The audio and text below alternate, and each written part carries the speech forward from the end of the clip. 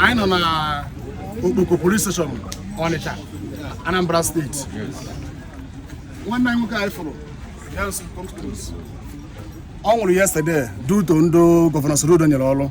How many people were yesterday? Six people. So actually made peaceful protest. And we need justice. Actually made peaceful protest. Man, I have first not permission from police station, government before they will move. I don't know position now. So because I know for because Anambra be other ayamma. Yes, sir. Onyaka one night we could not finish on you. Joseph. Obala ha gwandi bia ka ja ha na ya bata na mgbede. Yes sir. We put we si no when the one actually in the motor, not P wake. And a driver na zo steering. So ebe driver na boss ma mara ma ndo shi. Ebe driver na boss. Driver we pialo keke ni ne no ebe ahụ. We bu na one night we ka no n'ime keke afọ. We piabuoli anyị.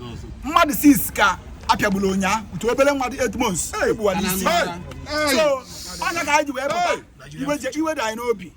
Ọ bụrụ na ndị mmadụ ma ihe kwesịrị Anambra kwesịrị izu ahịa tata. Mana ọ dị anyị nwute ka anyị na-abịa ka anyị bịa gwa ndị polisi. Ndị aka nakwa n'ụzọ kịta. Ka na-achụgharịkwa ndị moto. Ọjọ budere sigbuo nka. Ọnya mere anyị ji wee pụta wee sị na ndị Anambra ya amaliri ife mere onya. Maka na ọ bụrụ na anyị apụtara ọ dị ka ọ bụrụ mmadụ nwụrụ. Onye nke anyị fụrụ bụ mpa mmadụ.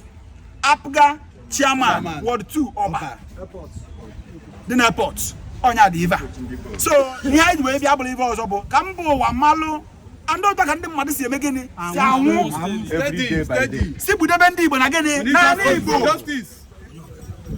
onye abụ onye ihe ala.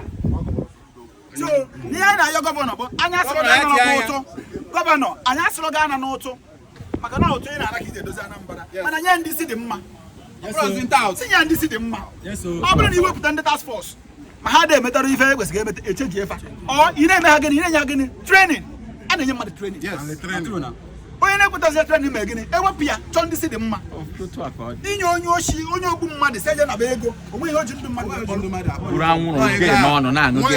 ọ bụ ihe gọvanọ gwara anyị